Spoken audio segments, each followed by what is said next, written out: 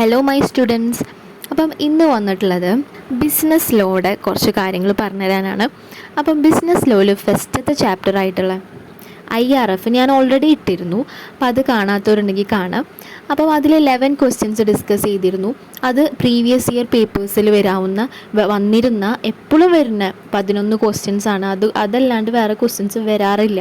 അപ്പോൾ എന്തായാലും ഇത് പോയി കാണുക. അപ്പോൾ അതെന്തായാലും നിങ്ങൾക്ക് ബെനിഫിറ്റ് ചെയ്യും.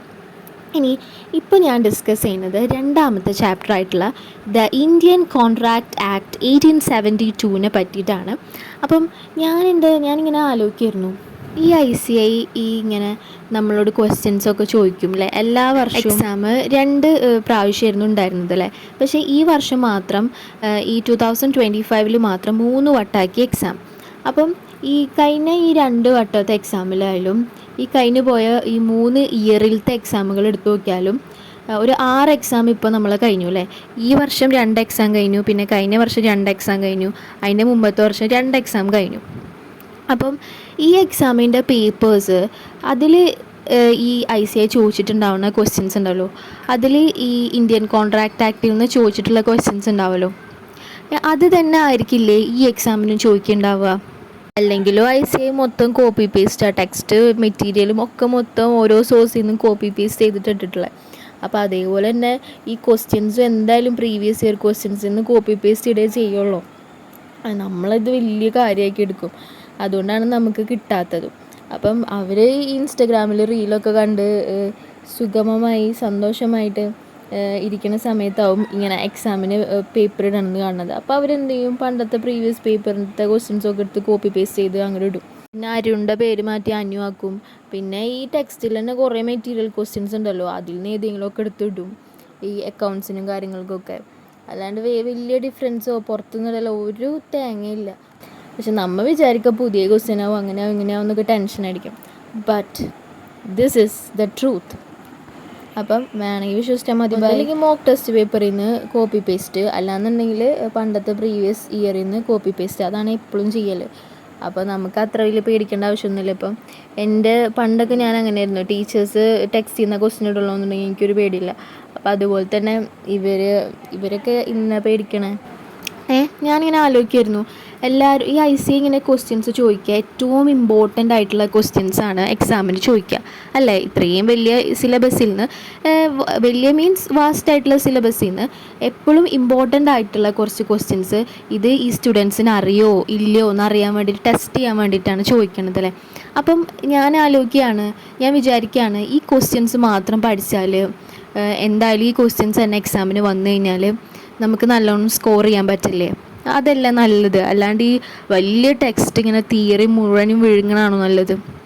അപ്പം എനിക്ക് തോന്നിയത്, അതുമാത്രമല്ല നമ്മൾ എക്സാമിന് തിയറി അല്ല ഇങ്ങോട്ട് എഴുതേണ്ടത് അല്ലല്ലോ. നമ്മൾ എക്സാമിന് എന്താ എഴുതണ്ടേ, നമ്മൾ എക്സാമിന് ഒരു ക്വസ്റ്റ്യൻ വന്നാൽ നല്ല രീതിയിൽ ആ ക്വസ്റ്റ്യന് ആൻസർ ചെയ്യാനാണ് നമ്മൾ പഠിക്കേണ്ടത്. എന്താണ് ക്വസ്റ്റ്യൻ തന്നത് അതിനെ ആൻസർ ചെയ്യാനാണ് നമ്മൾ പഠിക്കേണ്ടത് അല്ലേ. അപ്പം ഞാനിപ്പോൾ IRFൽ ചെയ്തത് എനിക്ക് നല്ല ഇഷ്ടമായി ക്വസ്റ്റ്യൻ. അപ്പോൾ അതിൻ്റെ അടിയിൽ ആൻസർ, അപ്പോൾ അത് നമ്മൾ പോയി എഴുതുന്നു എക്സാമിന്. അത് അങ്ങനെ പഠിച്ചാൽ മതി അല്ലേ. അല്ലാണ്ട് ഇപ്പം ഈ എപ്പോഴും എല്ലാ ടീച്ചേഴ്സായാലും ഫാക്കൽറ്റീസ് ആയാലും ഒക്കെ ഈ ബിസിനസ് ലോക്ക് ആദ്യം കുറേ തിയറീസ് അങ്ങോട്ട് പഠിപ്പിക്കും. പക്ഷേ ഇതൊക്കെ അവസാനമാകുമ്പോൾ ഇതെല്ലാം കൂടുമ്പോൾ ഒന്നും ഇല്ലാണ്ടാവും. അപ്പോൾ അതിലും ഭേദം ഞാൻ പറയുന്നത് ക്വസ്റ്റ്യൻസ് എടുക്കുന്നു, ഈ മെയിൻ എക്സാമിൻ്റെ ക്വസ്റ്റ്യൻസ് എടുക്കുന്നു, എന്നിട്ട് നമ്മൾ പഠിക്കുന്നു.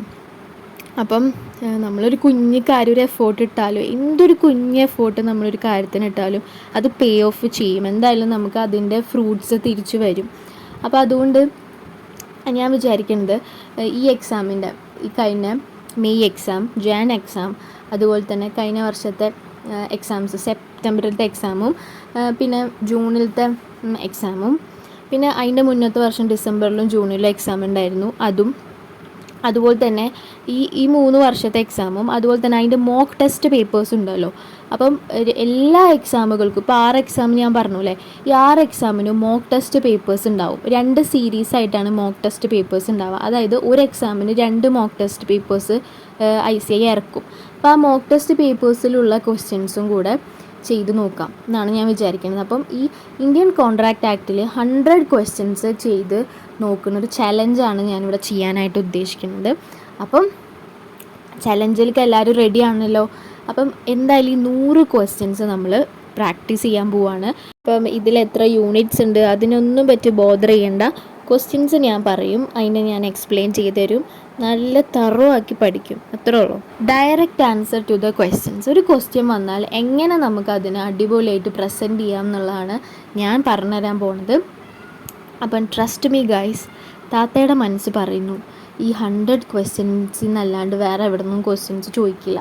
അപ്പം എൻ്റെ കുട്ടികൾ ഇപ്പോൾ പെട്ട് നിൽക്കുന്ന കുട്ടികളാണെങ്കിൽ ഇപ്പോൾ വിചാരിക്കുകയാണ് ഞാൻ ലോ ഒന്നും പഠിച്ചിട്ടില്ലല്ലോ എന്ന് വിചാരിച്ചിട്ട് വിഷമിച്ചിരിക്കുകയാണെങ്കിൽ എൻ്റെ ഈ 100 ക്വസ്റ്റ്യൻസ് നോക്കിയാൽ മതി. ആകെപ്പാടെ ലോയിൽ വെറും 7 ചാപ്റ്റേഴ്സ് ഉള്ളൂ. അതിൽ IRF ഓൾറെഡി ഞാൻ പറഞ്ഞു തന്നുണ്ട്. ഇനി ബാക്കിയുള്ള 6 ചാപ്റ്റേഴ്സിലത്തെ എല്ലാ 100 ക്വസ്റ്റ്യൻസ് വീതം എല്ലാ ചാപ്റ്റേഴ്സും ചെയ്യണമെന്നാണ് എൻ്റെ ഒരു ആഗ്രഹം. അപ്പം അതിൽ നിന്നേ ക്വസ്റ്റ്യൻസ് വരുള്ളൂ. അപ്പം എന്തായാലും ടീച്ചറല്ലേ പറഞ്ഞത്, അതിൽ നിന്ന് ക്വസ്റ്റ്യൻസ് വരുള്ളൂ. അപ്പം മൊത്തത്തിൽ നമ്മൾ അങ്ങനെ ഇനി ബാക്കി 6 ചാപ്റ്റേഴ്സിന് 100 ക്വസ്റ്റ്യൻസാണ് പഠിക്കാൻ പോകുന്നത്. അപ്പം അതിൻ്റെ അർത്ഥം എന്താ, 600 ക്വസ്റ്റ്യൻസാണ് നമ്മൾ പഠിക്കാൻ പോകുന്നത്. അപ്പം 600 ക്വസ്റ്റ്യൻ പ്ലസ് ആ IRFത്തെ 11 ക്വസ്റ്റ്യൻ ആയാൽ 611 ക്വസ്റ്റ്യൻസ് പഠിച്ചിട്ട് സെപ്റ്റംബർ എക്സാമിൽ ഒരു ടോപ്പർ ബിൽഡ് ചെയ്യാനാണ് ഞാൻ പോകുന്നത്. അപ്പോൾ law topper, congratulations, you are on the right track. അപ്പം ലോ ടോപ്പറെ ബിൽഡ് ചെയ്യുന്ന സീരീസിലേക്ക് എല്ലാവർക്കും സ്വാഗതം.